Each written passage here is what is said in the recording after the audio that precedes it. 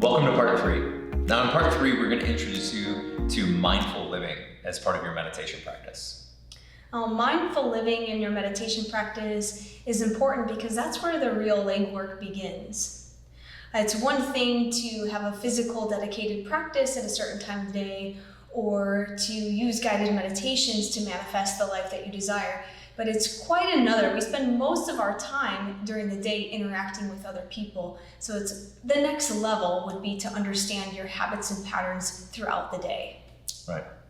So to facilitate this, we're going to introduce you to the 4 functions of mind, or commonly known as the 4 parts of the mind. As we introduce you to these, it's really important that you approach it with a sense of openness.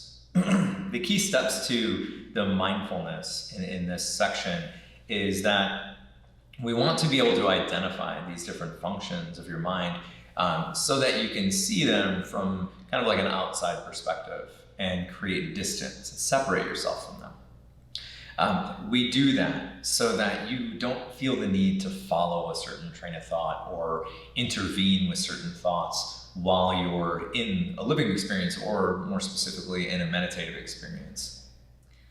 So in observing the 4 parts of the mind while seated and safe, we can learn how to separate them. Now, this is a very old and effective way of adding mindfulness into your living experience. Andrew and I have come up with a way to symbolize the different parts with characters to help you identify them more clearly.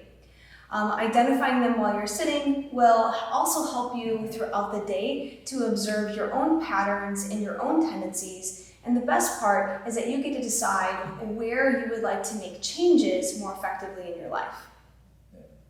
And the big picture of this whole thing is so that you can see your mind as separate from you, of course, but you see it as the instrument that it was designed to be. Ultimately, one of the best examples of this kind of theory was that you have to view the 4 functions of mind as these spokes on a wheel. And typically, most people, they exist on the outside of the wheel, in that outer rim, and they're kind of being tossed about by the different functions of their mind. In the process of just observing, identifying the 4 functions of mind, you slow things down and you approach the center of the wheel. That hub at the center represents your consciousness. Now, your consciousness is separate from your mind. It is your awareness. It's the point that you observe.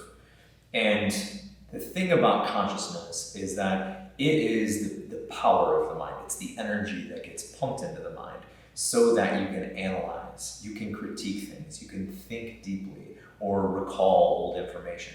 It's the ability to consciously move your awareness from one thing to another. So in week 1, we explored the physical aspects of meditation through Kriya Yoga.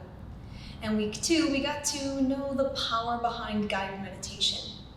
Now, the information in week 3, where it is useful in your living experience, it will also empower and influence your other practices.